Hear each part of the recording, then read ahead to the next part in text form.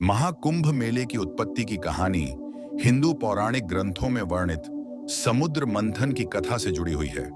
यह कथा देवताओं और दानवों के बीच अमृत के लिए हुए संघर्ष को दर्शाती है। समुद्र मंथन और अमृत कलश। पौराणिक कथाओं के अनुसार एक बार महर्षि दुर्वासा के श्राप के कारण देवता कमजोर हो गए। इस स्थिति का लाभ उठाकर असुरों ने स्वर्ग पर आक्रमण कर दिया और देवताओं को पराजित कर दिया। तब देवताओं ने भगवान विष्णु की शरण ली।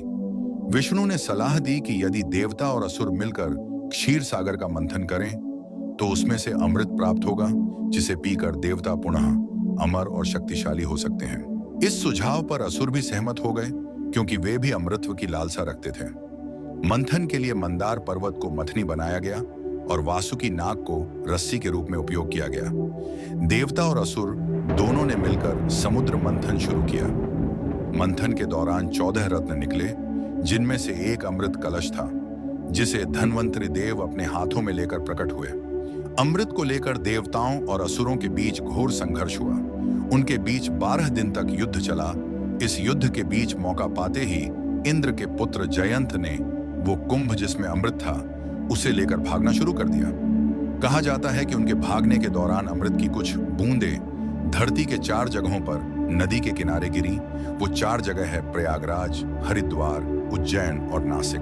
तब से ही इन जगहों को काफी ज्यादा पवित्र माना जाने लगा और इसके बाद से ही यहाँ कुंभ मेले का आयोजन शुरू हो गया। यह तो थी कुंभ मेले की उत्पत्ति की कहानी। अब समझते हैं कि कुंभ हर 12 साल के बाद ही क्यों आता है। अमृत पाने के लिए देवताओं और असुरों के बीच 12 दिन तक युद्ध चला।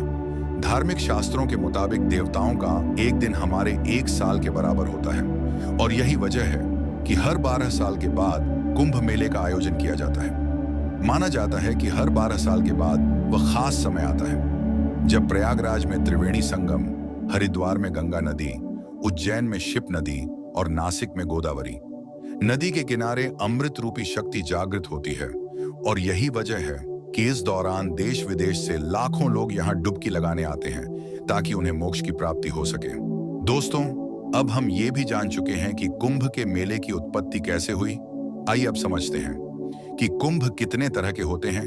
तो बता दें कि कुंभ कुल 3 तरह के होते हैं: कुंभ, अर्ध कुंभ और महाकुंभ। कुंभ मेले का आयोजन हर 12 साल के बाद हरिद्वार, नासिक, उज्जैन और प्रयागराज में होता है।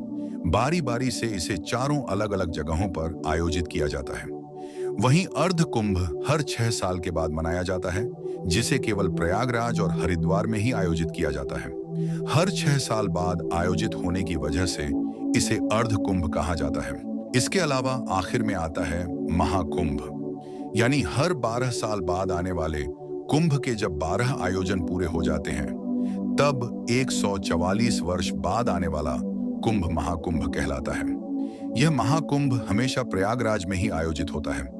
इस साल भी 13 जनवरी से प्रयागराज में महाकुंभ मेले का आयोजन होगा, जो 144 वर्षों के बाद आयोजित किया जा रहा है। यह महाकुंभ कुल 45 दिनों तक चलने वाला है, जो 26 फरवरी को महाशिवरात्रि के दिन समाप्त होगा। लेकिन अब सवाल उठता है कि महाकुंभ का आयोजन सिर्फ प्रयागराज में ही क्यों होता है।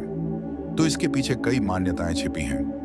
प्रयागराज को धार्मिक दृष्टि से काफी ज्यादा महत्वपूर्ण माना जाता है। यहाँ गंगा, यमुना और सरस्वती नदी का संगम होता है, जिसे त्रिवेणी संगम के नाम से जाना जाता है। इसके अलावा माना जाता है कि प्रयागराज कलयुग के समय को दर्शाता है कि इसके अंत में अभी कितना समय और बचा है। इसलिए मान्यता है कि जो भी यहाँ महाकुंभ के दौरान स्नान करता है उसके सभी पाप नष्ट हो जाते हैं और वह जीवन मरण के चक्र से छूट जाता है, जिससे उसे मोक्ष की प्राप्ति होती है। तो दोस्तों, यह थी पूरी जानकारी महाकुंभ की उत्पत्ति और उसके महत्व की।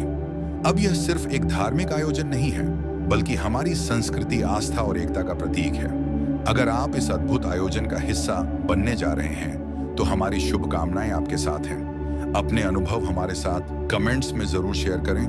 वीडियो अगर पसंद आई हो तो इसे लाइक और शेयर करें और जाते जाते चैनल को सब्सक्राइब करना बिल्कुल ना भूलें। धन्यवाद।